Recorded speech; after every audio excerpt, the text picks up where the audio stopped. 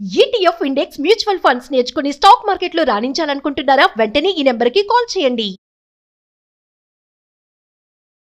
Hi hello నమస్తే, welcome back to Suman TV. ప్రస్తుతం మనతో పాటు ఉన్నారు స్టాక్ మార్కెట్ అనలిస్ట్ సుందరరామరెడ్డి గారు. నమస్తే సార్. నమస్తే sir, NPS assets 13 lakhs crores cross అయ్యింది కాబట్టి దీని ఒక డికేడ్ గా చూడొచ్చా? అంటే డెఫినెట్గా అండి, నేషనల్ పెన్షన్ స్కీమ్ వీళ్ళ మేనేజ్ చేసే assets almost 13 lakhs crores. It's wonderful scheme అండి. One of my favourite scheme for రిటైర్మెంట్స్కి. ఎందుకంటే ఇప్పటి వరకు పబ్లిక్ ప్రావిడెంట్ ఫండ్ ఇవన్నీ కూడా డెట్ ఓరియంటెడ్ ఫండ్స్ అనమాట. Yes. అందుకని ఇయర్లీ యావరేజ్ మీద ఒక 8% అలా, అంతకన్నా ఎక్కువ వడ్డీ రాదనమాట. బట్ ఇన్ఫ్లేషన్ ఇండియాలో 5 to 6% దాకా ఉంటుంది. అందుకని రియల్ రిటర్న్స్ 1 or 2% కన్నా ఎక్కువ ఉండవు డెట్ ఫండ్స్లో. లాంగ్ టర్మ్లో ఈక్విటీ మార్కెట్లో ఎప్పుడు కూడా ఎక్కువ రిటర్న్స్ వస్తాయి. అందుకని why can't put link with equity assets అనే దానికి ఆన్సర్ వచ్చింది ఎన్పిఎస్ అనమాట. అందుకని ఎన్పిఎస్ వచ్చిన తర్వాత ఏంటంటే, ఫస్ట్ ఇది సెంట్రల్ గవర్నమెంట్ వాళ్ళు బీన్ చేశారు, తర్వాత స్టేట్ గవర్నమెంట్స్, తర్వాత ప్రైవేట్ కంపెనీస్. ఇప్పుడైతే ఈవెన్ జాబ్ లేని వాళ్ళు కూడా వాళ్ళు ఓన్గా పెట్టుకోవచ్చు అనమాట ఎన్పిఎస్. దీంట్లో ఉండటం వల్ల ఒకటి రిటైర్మెంట్ బెనిఫిట్స్ ఉంటాయి, ప్లస్ ట్యాక్స్ సేవింగ్ ఉంటుంది, ప్లస్ మనకు వచ్చే అమౌంట్లో 60% వరకు ట్యాక్స్ లేవు, ఇన్కమ్ ట్యాక్స్ లేవు. దట్స్ వెరీ గుడ్ అనమాట. అంటే ఇందులో ఉన్న నీకు చాయిస్ ఇస్తారు, మీరు అగ్రెసివా కన్జర్వేటివా అనేది. అగ్రెసివ్ వాళ్ళందరూ ఈక్విటీకి 75% పెట్టుకోవచ్చు, కన్జర్వేటివ్ వాళ్ళు 100% డెట్లో పెట్టుకోవచ్చు. మీ చాయిస్ ఉంది. అంటే దీంట్లో స్టాక్ మార్కెట్ ఉంది, డెట్ ఫండ్స్ ఉన్నాయి అనమాట. అందుకని పబ్లిక్ ప్రావిడెంట్ ఫండ్ వీటితో పోల్చుకుంటే ఎన్పిఎస్ ఇది one of the best asset class అనమాట. అందుకని సొంతంగా స్టాక్ మార్కెట్లో ఎలాంటి నాలెడ్జ్ లేదనుకోండి, ఇది రెండు కలిసి వస్తుంది. స్టాక్ మార్కెట్లో వాళ్ళే తీసుకుంటారు, రిటైర్మెంట్ కోసం వస్తుంది. పెద్ద పెద్ద కార్పస్ రిటైర్మెంట్ కోసం టార్గెట్ డెఫినెట్గా ఇది బాగా యూజ్ అవుతుందండి. డెఫినెట్గా అందరూ ట్యాక్స్ సేవింగ్ కోసం కావచ్చు, లేదా రిటైర్మెంట్ కోసం కావచ్చు తీసుకోవచ్చు అనమాట. రీసెంట్గా వీళ్ళు ఎన్పిఎస్ వాత్సల్య అని చెప్పేసి ఈవెన్ పుట్టిన కిడ్స్ కూడా లాంచ్ చేశారు. ఓకే. సో పేరెంట్స్ ఏంటంటే అప్ టు వాడు 18 వచ్చిన దాకా పేరెంట్స్ కడతారు, అక్కడి నుంచి ఐబ్యాక్ కట్టుకుంటాడు రిటైర్మెంట్ కోసం. అంటే పుట్టిన పిల్లగాడికే రిటైర్మెంట్ కోసం ఫండ్స్ అనమాట. అప్పుడు 60 సంవత్సరాలు కాంపౌండ్ అవుద్ది మనీ. ఈవెన్ మంత్లీ 1000 రూపాయలు పెట్టినా సరే వాడికి ఈజీగా 20-30 కోట్లు వస్తాయి అనమాట 60 సంవత్సరాల మీద. ఓకే. కాబట్టి ముందు రోజుల్లో ఇండియాలో కరోడుపతులు ఎక్కువ అవుతుంటారు, ప్రతి విలేజ్ లో ఉంటారు ఈ స్కీమ్ లో జాయిన్ అందరూ. 13 లక్షల కోట్లు అండి అసెట్స్ ఇది ఎన్పిఎస్ మెయింటైన్ చేస్తుంది. అంటే ఇందులో అగ్రెసివ్ ఫండ్స్ అన్ని కూడా స్టాక్ మార్కెట్ లో పెడతారు. స్టాక్ మార్కెట్ బాగా పెరగడానికి ఒక రీజన్ కూడా ఇలాంటి ఫండ్స్ రాబట్టి అనమాట. ఒకప్పుడు అచ్చం డెట్ ఫండ్స్తో స్లో అండ్ స్టడీగా మూవ్ అయ్యే ఈ అసెట్స్ ఒక్కసారిగా స్టాక్ మార్కెట్ లింక్ ఎప్పుడైతే వచ్చిందో ఎన్పిఎస్కి ఆటోమేటిక్గా మూవ్ అవుతా ఉంది. అంటే ఇయర్లీ యావరేజ్ గ్రోత్ 40 to 50% అంటే మామూలు విషయం కాదు.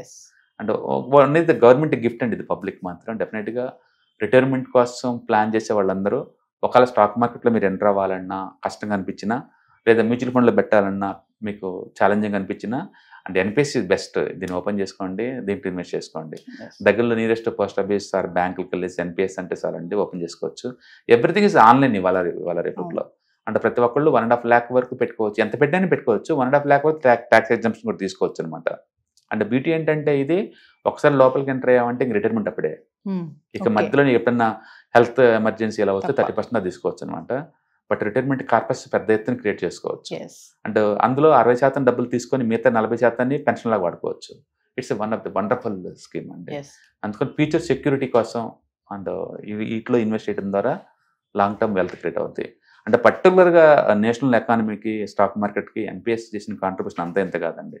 మనకు గత 5 సంవత్సరాల నుంచి ఎందుకు స్టాక్ మార్కెట్లు అంతగా మూవ్ అవుతున్నాయి అంటే, one of the main reason ఏంటంటే ఈ పెన్షన్ ఫండ్స్ కూడా ఈక్విటీ లింక్ ఉన్న స్కీమ్స్లో పెడుతున్నారు వాళ్ళు. దాంతో అటు పబ్లిక్ ఇటు ఎఫ్ఐఎస్ డిఏఎస్ ప్లస్ ఇవన్నీ పెట్టడం వల్ల మార్కెట్ అంతగా మూవ్ అవుతుంది అనమాట. అంటే సార్ పబ్లిక్ లో అవేర్నెస్ వచ్చింది అనుకోవచ్చా ఇప్పుడు ఈ డికేడ్? డెఫినెట్ గా అండి. యూట్యూబ్ పుణ్యం అంటూ local content 4G 5G technology వల్ల, స్మార్ట్ ఫోన్ వల్ల చాలా మంది ఎడ్యుకేటర్ అయ్యారు. ఓకే. ఇవాళ రూరల్ ఇండియాలో 60 ఏజ్ వాళ్ళు కూడా యూట్యూబ్లు చూస్తున్నారు, టైం కిల్ చేసుకుని యూట్యూబ్లు చూస్తున్నారంటే అది చాలా దూరం వాళ్ళకి నచ్చిన ప్రపంచంలో వెళ్తున్నారు. ఏది నేర్చుకోవాలన్నా ఒక నిమిషంలో సాధ్యం అవుతుంది. అండ్ పర్టికులర్ గా ఆర్టిఫిషియల్ ఇంటెలిజెన్స్ వచ్చిన తర్వాత, గూగుల్ మ్యాప్స్ వచ్చిన తర్వాత, ఒకప్పుడు ఎక్కడికైనా చేరాలంటే మన కొత్తని అడిగేవాళ్ళు ఎలా చేరాలని అని. ఇప్పుడు మ్యాప్ ఆన్ చేస్తే అక్కడికి వెళ్ళొచ్చు. ఓకే. అకౌంట్ ఎలా ఓపెన్ చేయాలి చెప్పొచ్చు. ఆన్లైన్ కేవైసీలు వచ్చేసింది, డిజిటలైజేషన్ అయిపోయిన తర్వాత. అంటే ఇండియా వాళ్ళు రైట్ టైంలో రైట్ ప్లేస్కి వచ్చారండి ఇప్పుడు. అందుకని next decade belongs to India. అందుకే ప్రపంచవ్యాప్తంగా ఇండియా నుంచి చాలా చాలా ఎక్కువ ఎక్స్పెక్ట్ చేస్తున్నారు. Everything on our hands only. డెఫినెట్గా. ఎందుకంటే ఒక ల్యాప్టాప్, ఒక ఇంటర్నెట్ కనెక్షను, అండ్ కొంత తిన్ని క్యాపిటల్. ఇవాళ ఎంటర్ప్రినర్ అంతే. ఇంకా అంతే. ఒకప్పుడు బిజినెస్ బిగించాలంటే బోల్డ్ అని ఆటంకాలు ఉండే, గవర్నమెంట్ దగ్గర పర్మిషన్లు అని, క్యాపిటల్ అని, ఎక్స్పీరియన్స్ బోల్డ్ అంత ఉండేదండి. ఇవాళ లేదండి. ఇవాళ ల్యాప్టాప్ ఉంటే చాలు, ల్యాప్టాప్, ఇంటర్నెట్ కనెక్షన్, ఒక చిన్న క్యాపిటల్, మీరు ఏదైనా చేసుకోండి. అండ్ అమెరికా వాళ్ళకి అవుట్సోర్స్ వర్క్ చేసుకోవచ్చు, వేరే కంట్రీ వాళ్ళకి ఇలాంతా సర్వీస్ ఓరియంటెడే కదా. టైపింగ్ చేయొచ్చు, వాయిస్ రికార్డ్ చేసుకోవచ్చు, మ్యూజిక్ ట్రాన్స్ఫర్ చేయొచ్చు, ఒకటని కాదు, ట్రేడింగ్ చేసుకోవచ్చు, ఇన్వెస్ట్మెంట్ చేసుకోవచ్చు, కొత్త విషయాలు నేర్చుకోవచ్చు, వ్యవసాయం కావచ్చు, డ్రైవింగ్ కావచ్చు, ఏదైనా కావచ్చు. ఇక లెర్న్ ఎనీథింగ్ అనమాట. You connected entire the world అనమాట. హార్వర్డ్ యూనివర్సిటీ కోర్సులు ఫ్రీగా చేసుకోవచ్చు అండి, ఇళ్ళలో కూర్చొని. హార్వర్డ్ యూనివర్సిటీ, కేంబ్రిడ్జ్ యూనివర్సిటీ, మీ ఇష్టం. ప్రపంచంలో ఏ యూనివర్సిటీలో నీకు చదువు కావాలా దాన్ని ఇంట్లో కూర్చొని ఫ్రీగా చేసుకోవచ్చు. ప్రతి యూనివర్సిటీ ఇవాళ రేపట్లో ఆన్లైన్ కోర్సులు ఫ్రీగా ఆఫర్ చేస్తున్నాయండి. డేటా సైంటిస్ట్ లాంటి హై ఎండ్ కోర్సులే యూనివర్సిటీ వాళ్ళు ఆఫర్ చేస్తున్నారు ఫ్రీగా, టోటల్లీ.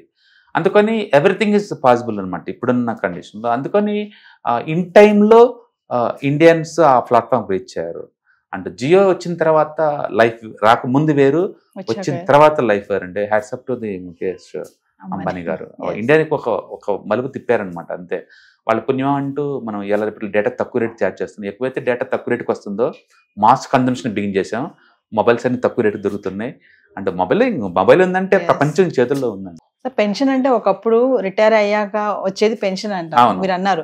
పుట్టినప్పటి నుంచే మనం పెన్షన్ కి రెడీ చేసుకోవచ్చు అని చెప్తూ కార్పస్ కూడా హెవీగానే వస్తుంది. దానివల్ల బెనిఫిట్ తక్కువ అమౌంట్ తో కూడా 100 కోట్లు క్రియేట్ చేసుకోవచ్చు. ఇప్పుడు దాకా ఏంటంటే మనం మంత్లీ 5,000 పెట్టండి, 5 కోట్లు తీయండి అంటే సెటిల్ వేస్తారు అందరూ. 5 కోట్లు ఎలా వస్తాయి? ఇప్పుడు 5 కోట్లు కాదండి, 50 కోట్లు అని చెప్పాలి మనం. ఎందుకంటే 60 సంవత్సరాల కాంపౌండ్ కదా, బేబీ పుట్టంగానే బియ్యం చేస్తున్నాం. It's none other than the government of India launching, గుర్తుపెట్టుకోండి. None other than the government of India backing. అందుకని ఇది సొసైటీలో బాటంకి వెళ్ళిపోద్ది. ఎందుకంటే ఈ స్కీమ్స్ అన్ని నీకు పోస్టల్లో, బ్యాంకులు అన్నింటిలో అవైలబిలిటీ ఉంటాయి కాబట్టి ఈవెన్ పల్లెటూరులో ఉన్న రైతులు కూడా వాళ్ళ కొడుకుల్ని అల్టర్ రిచ్ గా మార్చాలంటే వాడు పుట్టంగానే వాడి పేరు మీద అకౌంట్ ఓపెన్ చేయడం మంత్లీ 1,000 రూపాయలు, 2,000. కిడ్స్ కూడా వాడుకోలేడు ఈ అమౌంట్ ని. మళ్ళీ వాళ్ళకి స్కీమ్ కంటిన్యూ చేసుకోవటం తప్ప ఒక 30% ఎప్పుడైనా కావాలంటే విత్డ్రాల్ చేసుకోవచ్చు. ఏదైనా హెల్త్ ఎమర్జెన్సీ, ఎడ్యుకేషన్ కావాలంటే చేసుకోవచ్చు అంతే. వాడు రిటైర్మెంట్ కాల్ డెఫినెట్ గా అవుద్ది. లెక్కేసుకోండి మీరు, 1,000 రూపాయలు ఇంటూ 60 సంవత్సరాలు, యావరేజ్ మీద 15% గ్రో అవుతుంది. అందుకని ఇప్పుడున్న జనరేషన్ రైట్ ప్లేస్ లో రైట్ టైంలో పుడుతున్నారండి, డిజిటల్ ఏజ్ లో. Really hats off to the Indians. ఈ సంవత్సరం నుంచి ఎవరు పుట్టినా సరే చాలా లక్కీ అనమాట. ఎందుకంటే వాళ్ళకి అన్ని రెడీగా ఉన్నాయి, రెడీగా ఉన్నాయి. ఒక 20 years బ్యాక్ ఏం లేవు, ఎన్పిఎస్ కూడా లేదు. ఆ టైంలో వాళ్ళ మనీ ఎంత కాంపౌండ్ వద్దంటే ఇయర్లీ 8% చొప్పున కాంపౌండ్ అయ్యేది. ఇన్ఫ్లేషన్ కూడా ఎక్కువ ఉండేది అప్పట్లో. ఇప్పుడు ఇన్ఫ్లేషన్ ఆగిపోయింది, బట్ కాంపౌండ్ ఎఫెక్ట్ 50 చొప్పున పెరుగుతుంది. అంటే ఎర్నింగ్స్ పెరుగుతున్నాయి. అందుకని 10 years బ్యాక్ రిటైర్ అయిన దగ్గర పెద్ద అమౌంట్ లేదండి. ఇప్పుడు రిటైర్ అయిన దగ్గర కోట్ల అమౌంట్ ఉంది. నెక్స్ట్ పీచ్లో రిటైర్ అయితే 100 కోట్ల రిటైర్మెంట్ అమౌంట్ వస్తుంది. అందుకని భవిష్యత్ అంతా ఇండియాదే అండి. ఇట్స్ బిలాంగ్స్ టు, అంటే గవర్నమెంట్ డూయింగ్ రైట్ థింగ్స్ అనమాట. మనం ఎక్కువసార్లు గవర్నమెంట్ని క్రిటిసైజ్ చేస్తూ ఉంటాం కానీ but sometimes you have to appreciate. And NPS Vatsal ఇది ఎక్సలెంట్ స్కీమ్, అందులో డౌట్ లేదు. హాయ్, నేను మీ సుందర రామిరెడ్డి. ఈ వాలటిలిటీ మార్కెట్లో మనీ ఎలా మేక్ చేయాలని ఆలోచిస్తున్నారా?